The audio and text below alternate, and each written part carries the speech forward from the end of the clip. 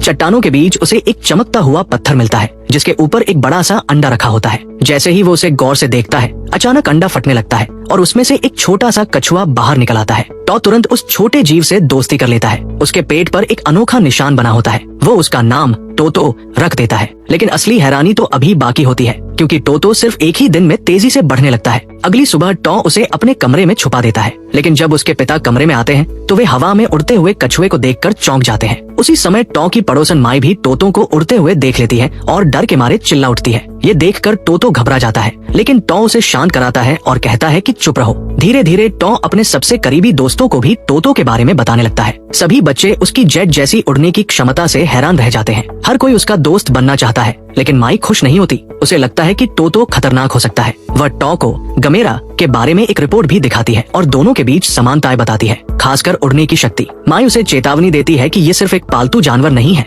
ये एक काइजू बन सकता है। लेकिन टॉ इस बात को मानने से इनकार कर देता है। उसे पूरा विश्वास होता है कि टोटो कभी गमेरा नहीं बनेगा। कुछ ही दिनों में टोटो इतना बड़ा हो जाता है कि उसे घर में छुपाना नामुमकिन हो जाता है। तब टॉ और उसके दोस्त उसे एक गुप्त ठिकाने पर ले जाते हैं। बच्चे हैरान होते हैं, लेकिन माई अब भी डर से भरी होती है। एक दिन वह टॉ को समझाने की कोशिश करती है। उसकी आवाज भावनाओं से कांप रही होती है। वो कहती है कि वो हमेशा उसके साथ नहीं रह पाएगी और पूछती है कि वो उसकी बात क्यों नहीं समझ रहा। इतना कहकर वो रोते हुए वहाँ से भाग जाती है और टॉ को उलझन में छोड़ देती है। अगले दिन उसे सच्चाई का पता चलता है। माई स्कूल जा रही होती है और उसके माता पिता उसकी सेहत को लेकर बहुत चिंतित होते हैं। असल में उसकी हार्ट सर्जरी होने वाली होती है और जरा सी गलती उसकी जान ले सकती है। ये सुनकर टॉ अंदर से टूट जाता है और अपनी माँ के बारे में सोचने लगता है। उसे एहसास होता है कि वो उसे कितना मिस करता है। फिर वो वही लाल चमकता हुआ पत्थर निकालता है जो उसे टोटो के अंडे के साथ मिला था और माई को दे देता है। वो दिल से दुआ करता है कि ये पत्थर उसकी सर्जरी में उसकी मदद करे। माई उसे दिल से धन्यवाद देती है और वादा करती है कि ठीक होने के बाद वो पत्थर वापस कर देगी। लेकिन उसके चेहरे पर एक अजीब सा डर साफ दिखाई देता है,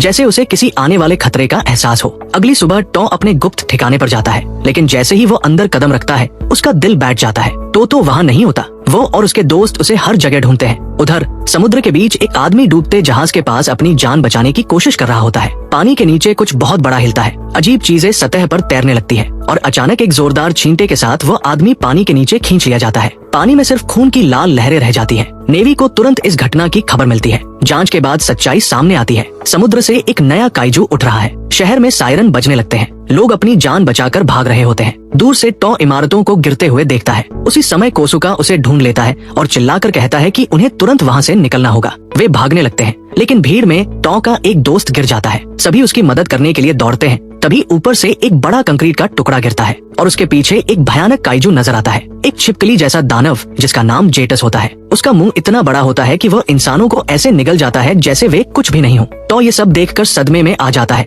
लेकिन उसे विश्वास होता है कि उसका दोस्त अभी भी जिंदा हो सकता है। कोसुका अपनी जान जोखिम में डालकर बच्चे को अपने कंधों पर उठा लेता है। जेटस उनकी तरफ दौड़ता है, लेकिन उससे पहले कि वह उन तक पहुँचे, एक जोरदार दहाड़ गूंजती है। उनके सामने एक विशाल कछुआ आ खड़ा होता है। ये अब टोटो नहीं रहा, ये गमेरा का नया रूप होता है। जेटस गुस्से में गरजता है और हमला करता है, लेकिन गमेरा तुरंत उसके पैर को अपने दांतों से पकड़ लेता है। जेटस दर्द से चीखता है और गमेरा को जमीन पर पटकता है, फिर उसे एक इमारत में फेंक देता है। सबको लगता है कि अब सब खत्म हो गया, लेकिन गमेरा धीरे धीरे उठ खड़ा होता है। वह घायल होता है, लेकिन हार मानने से इनकार कर देता है। दूर खड़ा टॉ उसके पेट पर वही निशान पहचान लेता है। ये टोटो ही है, उसका दोस्त। लड़ाई और भी भयंकर हो जाती है। जेटस अपनी लंबी जीभ से हमला करता है और गमेरा के शरीर को चीर देता है। पूरा पुल हिलने लगता है। गमेरा बचने की कोशिश करता है, लेकिन जेटस उसे घेर लेता है। तभी गमेरा उसकी जीभ को कसकर पकड़ लेता है और सीधे उसके मुंह में एक जोरदार आग का गोला छोड़ देता है। भयानक धमाके के साथ जेटस पानी में गिर जाता है। शहर के लोग खुशी से चिल्लाते हैं, लेकिन ये साफ होता है कि गमेरा भी बुरी तरह घायल हो चुका है। टॉ उसकी ओर दौड़ने की कोशिश करता है,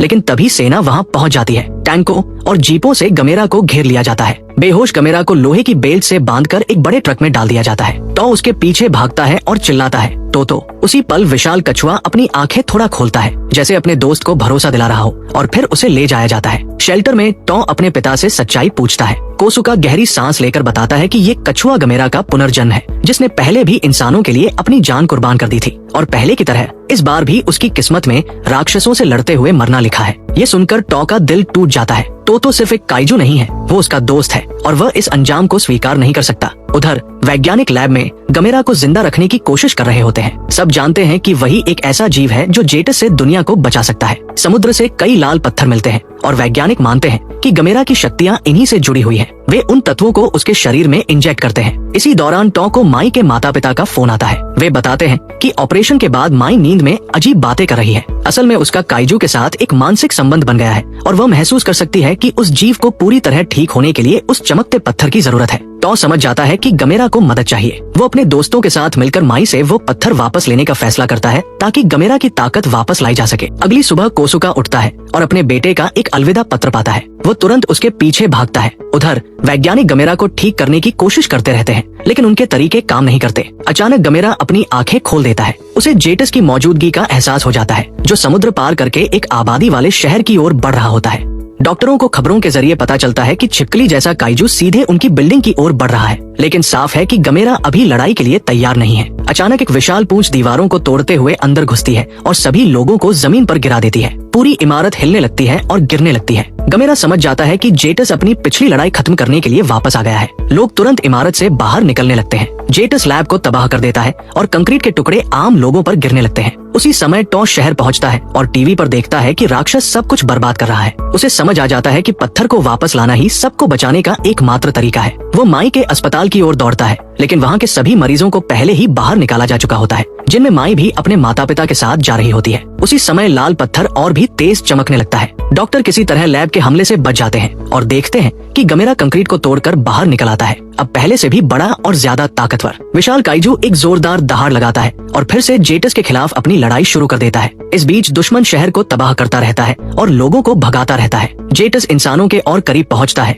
उन्हें निगलने के इरादे से, लेकिन तभी गमेरा उससे टकराता है और लोगों को बचा लेता है। गुस्से में जेटस गमेरा को पीछे धकेल देता है और जमीन पर पटक देता है, ठीक मुख्य किरदार के सामने। टॉ जोर से अपने दोस्त का नाम पुकारता है, जिससे गमेरा को फिर से लड़ने की हिम्मत मिलती है, भले ही दुश्मन उसे बार बार गिरा रहा हो। टॉ समझ जाता है कि समय बहुत कम है और तुरंत अस्पताल की ओर भागता है। वह और उसके दोस्त सबवे स्टेशन के रास्ते भीड़ को धक्का देते हुए ऊपर की ओर बढ़ते हैं, लेकिन जब वे अस्पताल पहुंचते हैं तो वहाँ सिर्फ खाली बेड मिलते हैं। माई को पहले ही कहीं और ले जाया जा चुका होता है। हैरानी की बात ये होती है कि टॉ की मुलाकात अपने पिता से होती है, जो उसे रोकने की कोशिश करते हैं और कहते हैं कि वह काइजू को भूल जाए, लेकिन टॉ मना कर देता है। वह तय कर लेता है कि वह गमेरा को अकेले मरने नहीं देगा। कोसुका बाकी लड़कों को एक शरण शिविर में भेज देता है और खुद टॉ के पीछे निकल पड़ता है। इस समय माई एक अस्थायी अस्पताल में आराम कर रही होती है और दूर से काइजू की लड़ाई देख रही होती है। वो गमेरा की मदद करना चाहती है, लेकिन उसके माता पिता उसे रोक लेते हैं। तभी एक दूसरी लड़की वहाँ आती है। माई की इच्छा समझती है और वादा करती है कि वह पत्थर गमेरा तक पहुँचाएगी।